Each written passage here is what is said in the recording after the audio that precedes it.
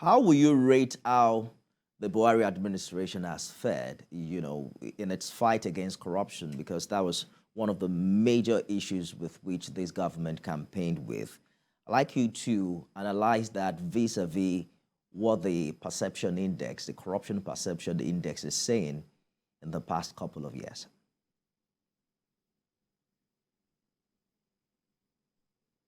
All right. The first thing I would want us to understand is how deep corruption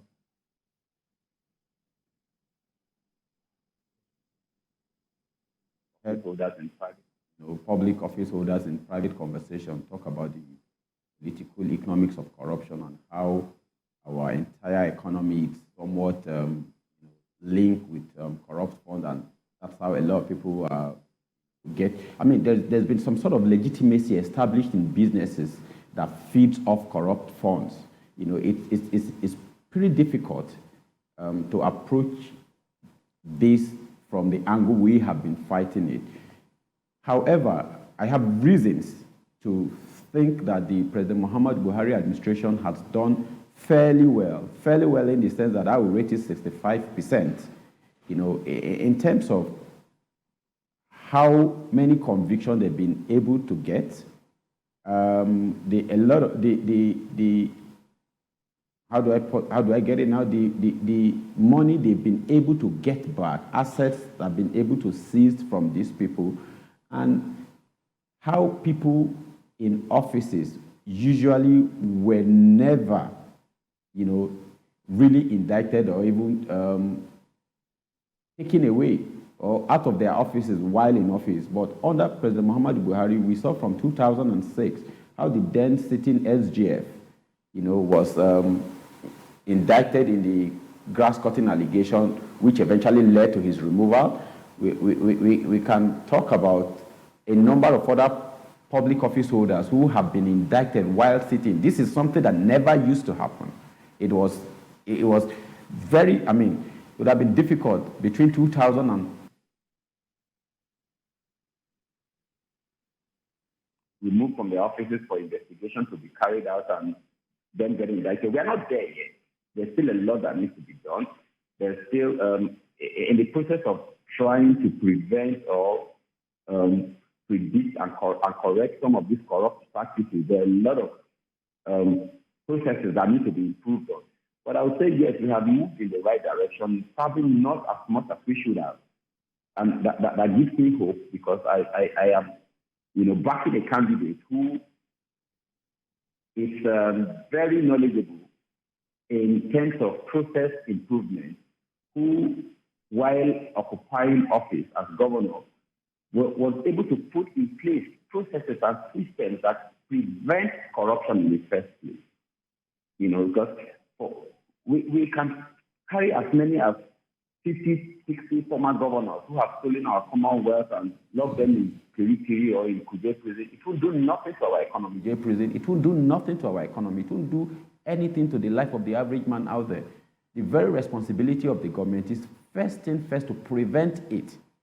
And I have confidence in my presidential candidate because of what he's been able to do to block leakages, loopholes, while he was governor of Lagos State, that, a lot is going to be put into preventing it as against waiting for people to get caught and then punish them. No. We need to do more in prevention, and we need to do more. We need to be more tactical in predicting and correcting some of these corrupt practices. You talked about the increase in conviction, and you've scored the Buhari administration 65% in its fight against corruption. So EFCC says it secured 3,785 convictions last year, and it's a huge increment, in all honesty, from previous convictions that we've had from the agency. But does a higher number in conviction really means that corruption is being fought, or perhaps depicts that corruption is even more endemic? What's your thought about that? Yes, I agree. I do not think that we are going to have success overnight. I believe in process, and sometimes process takes time. While it is our responsibility as governing party or government in power to ensure that we speed up these processes and ensure that we achieve more within a shorter period of time, we must equally appreciate, successes made. My concern is that we have been too corrective. We have been too waiting for someone to be corrupt, go after them. Then when you look at the agencies, we look at them, go through the national budget and look at the budget of the agencies, the AFCC, the ICPC, and CCB, you realize that the budget they have to work with, compared to the figures that are stolen, then, I don't think I have the power, but I think our judiciary equally, would have to come to table with the executive arm of the body, of the government, to ensure that we collectively fight against this, demon that is eating us up, that will kill us. Like I said earlier, all of the convictions, all of the retrieval made, I see them as corrective. Most importantly, we need to be able to prevent it from happening. And then we need to be able to predict, and move swiftly as against being reactionary to, we need to be able to stop it from happening. We need to create a system where it is abnormal. Corruption, you look at how our government agencies are set up, you realize that it is not easy for an individual, even if you are the CEO of the unit, to single-handedly carry out this process. There are usually connivance from a lot of people within the system and outside the system. Until we make it a national struggle, until we realize it's everybody's responsibility to help stop the corruption. And that is the responsibility of the government. You need to let the people understand how this affects us, how roads, that should have been built are converted into funds that are used to buy, SUVs driven on bad roads. The people who are still in it don't care. And they have beneficiaries down the line who will watch their back, who will come on air and protect them. If we really want to build a nation that works, and we know how, it is easily taken as a political witch hunt when someone is being, taken up on these corrupt practices. If we are going to fight corruption, we need to institutionalize a system that prevents it first, then put a system together that predicts, corrupt practices and move to check it. As against just waiting for people to steal, have enough money to bribe the best lawyers and even corrupt judges, then you have 80% going away, then 20% get caught, and it's discouraging when someone who is convicted of billions of naira is asked to pay a few millions and walk. You don't give hope to the people of the country that you're truly serious about the fight against corruption. These are the places we need to improve on as government, and I'm confident. Like I said earlier, my presidential candidate as governor of Lagos brought in the Oracle database system with which, corruption through salaries were checked. It was in the public domain how money otherwise meant for a month's salary was used to pay a couple of months' salary when the system started working. People will resist it. That's change. People usually resist change, however good it is. But it is your responsibility to be consistent and ensure you carry everybody along and put a system into work that prevents it, as against waiting for people to have enough money in their pocket to fight the system. You probably will agree that successive governments have been reactive rather than preventive, based on what you've said. In May last year, the EFCC, for instance, arrested the Accountant General of the Federation for allegedly stealing 80 billion. And that's huge. He was accused of diverting public funds by compromising government account systems. And these are the systems that the current administration prides itself on, the TSA, the IPPIS. So the question really would be, how is the All Progressives Congress viewing this indictment, on its administration, and how does it seek to persuade Nigerians that the incoming government would do better?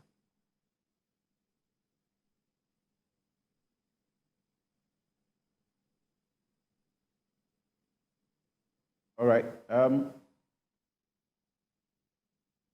The fact is, we will only be lying to ourselves, or to, to ourselves, most importantly, if we come out to say that the fight against corruption has been, excellent. No, it hasn't been.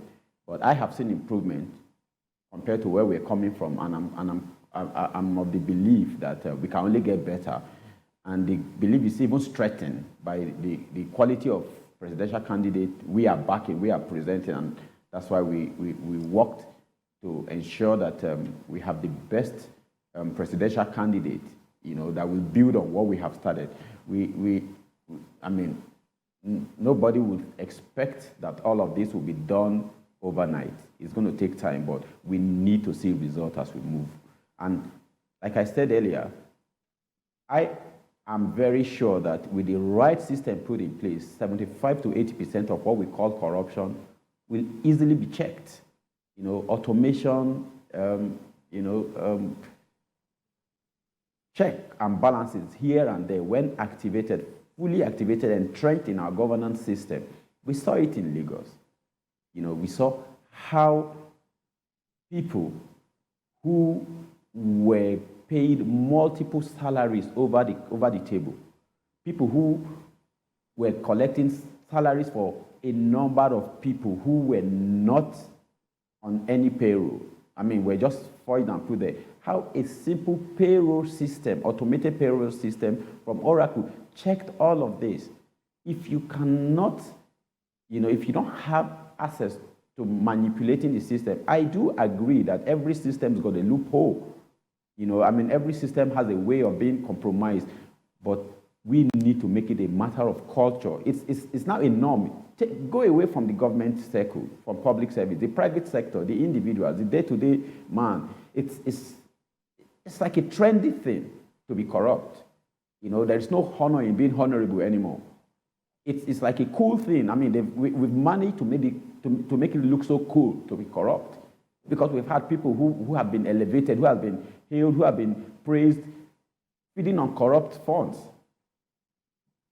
The society's got a role to play. The government's got a role to play.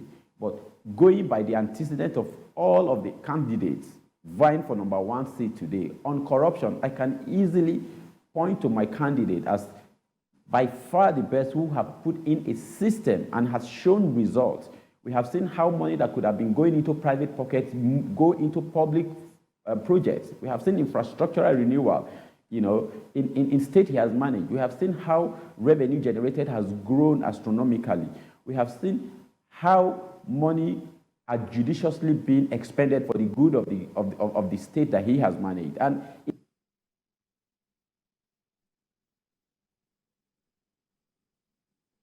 have only improved on them, because there is, a basic line that no one can afford to go below. That's why it is very important to have someone who believes in the need to do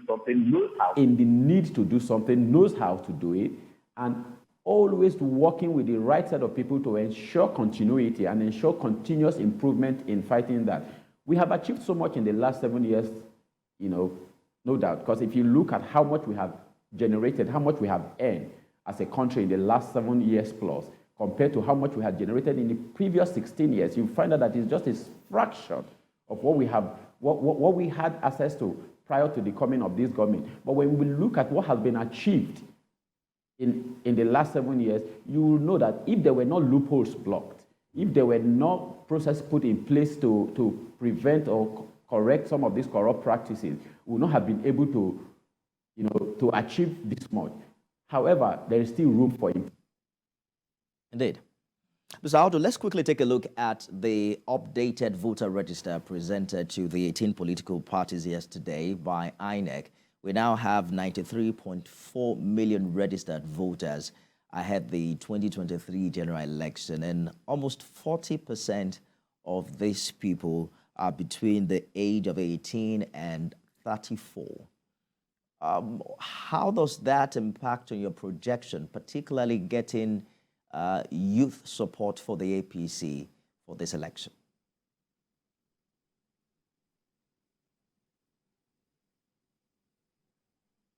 Yes, we have we have always known that the young people will play a very strong role, strategic role in the coming election, and the young people within the party, the APC, have been at the forefront of the fight to put the country back, on track of for development and the good of majority, if not all.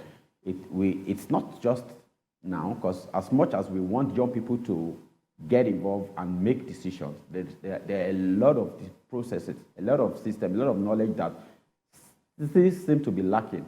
In young people, there's poor information about where we're coming from, where we currently are, how we got here.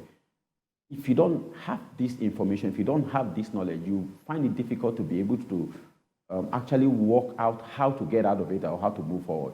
That young people have not been, really integrated in the governance of this country. And I would tell clearly that in the last 20, 30 years, the young people have shown to be more patriotic than the older generation, no doubt, across parties.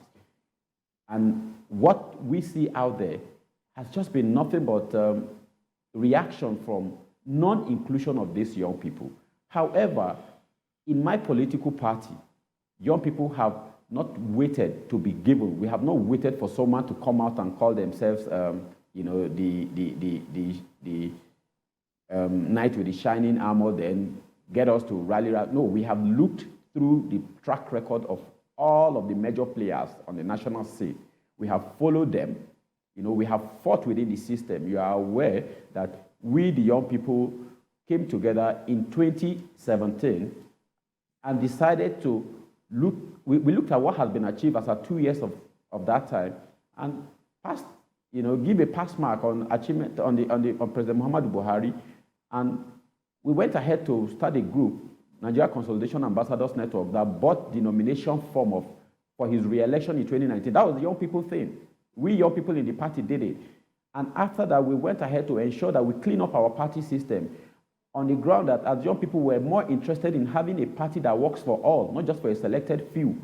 We have a party where everybody feels like, you have a say, you have a role to play, and nobody is going to use his position or his financial strength to muzzle you out. We came up with what we call the APC Rebate Movement, with which we fought to ensure that the right thing is done. We had our convention to ensure we enthrone good, legitimate leadership of the party we did. And we had the convention that led to the emergence of Asiwaju Bola Ahmed Tinubu as our presidential candidate. Young people in the party played a major role in this, in the defense of the government, in the defense of the party, in selling our policies and selling our achievement to Mr. the public. Quickly, let us look at how this translates to the bigger picture, because we have to wrap up now. I believe that you follow the conversation online. Yes. The bigger picture is right now. Yes. Just a minute. There's a divided opinion as to whether most of the young people who will vote in this election are online. But if you're online, you will hear certain mindset and perception as to categorizing both the APC and the PDP as being responsible for the corruption that we're talking about. Do you think that your party will be able to convince these young people ahead of the February election? Yes, we are aware of that, just like we are aware that there's a lot of misinformation, like I've said earlier, about most people. We have just a few of young people online, because I don't think I have ever seen any of such tweets that's gathered as much as 500,000 retweets or 500,000 likes. Where we are talking about national election that deals with tens of millions. That's small, that's marginal. We young people who believe in the APC, who believe in our candidate, we are in our millions, and we are doing everything possible to inform and educate our fellow young people in the country, giving them perspectives. We've been educating them on how they should, put their mind on facts.